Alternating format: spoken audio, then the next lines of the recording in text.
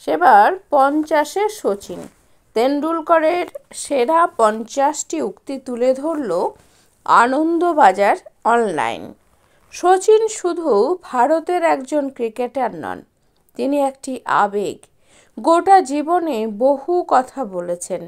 Master ব্লাস্টারের জন্মদিনে তার সেরা 50টি উক্তি তুলে ধরেছিল আনন্দবাজার অনলাইন। আমি সেইটাই আজকের প্রতিবেদনে রাখছি। গোটা একটা প্রজন্ম যাকে নিয়ে মাতোয়ারা, যাকে অন্ধের মতো অনুসরণ করতেন সমর্থকরা, যিনি আউট হলে টিভি বন্ধ করে দিতেন, সেই সচিনের 50তম জন্মদিন ছিল সেদিন। সচিন শুধু ভারতের একজন ক্রিকেটার নন, তিনি একটি আবেগ। গোটা জীবনে বহু কথা বলেছেন, আত্মজীবনী লিখেছেন। মাস্টার ব্লাস্টারের জন্মদিনে তার সেরা 50টি উক্তি তুলে ধরেছিল আনন্দবাজার অনলাইন। প্রথম অর্থাৎ নাম্বার 1, স্বপ্নের পিছনে ধাওয়া করো না, কারণ স্বপ্ন সত্যি হয়। 2, লোকে তোমার দিকে পাথর ছুঁড়বে এবং তুমি সেটাকে মাইল ফলকে পরিণত করবে। 3, আমি কখনো নিজেকে অন্য কারোর সঙ্গে তুলনা করার চেষ্টা করিনি। 4, চাপের পরিস্থিতি সামলানোর চাবিকাঠি হলো নিজেকে স্থিতধীর রাখা, নিজের ক্ষমতার উপর আস্থা রাখা এবং পরিষ্কার ভাবনা চিন্তা করা। 5, বিশ্বকাপ হলো একটি প্রক্রিয়া। আমরা কখনোই এক লাফে 50 তলায় উঠতে পারি না, শুরুটা করতে হয় নিচের তলা থাকায়।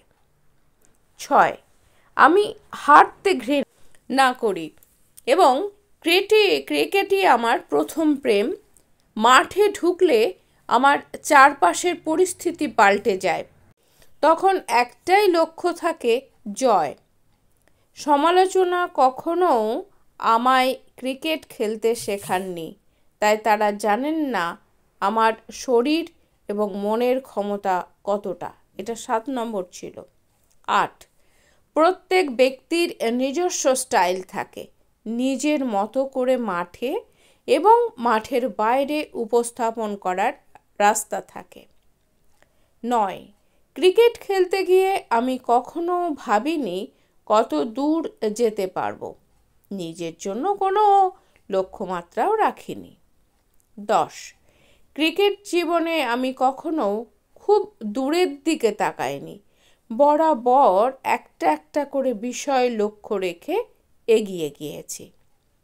11, স্বপ্নকে ধাওয়া করো, কিন্তু সেটা স্বপ্ন পূরণ করার জন্য শর্টকাট খুঁজতে যেও না।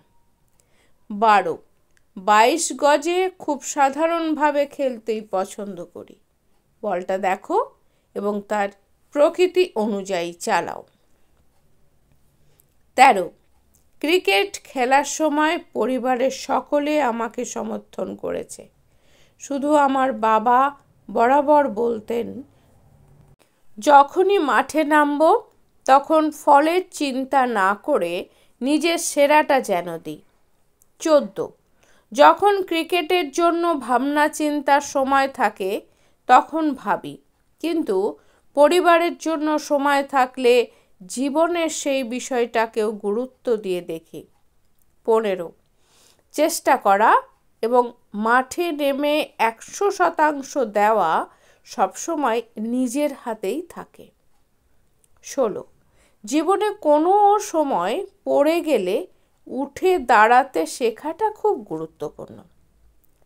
17, আজ আমি যা তার জন্য দায়ী আমার লড়াকু মানসিকতা, ওটাই আমাকে বাকিদের থেকে এগিয়ে রেখেছে।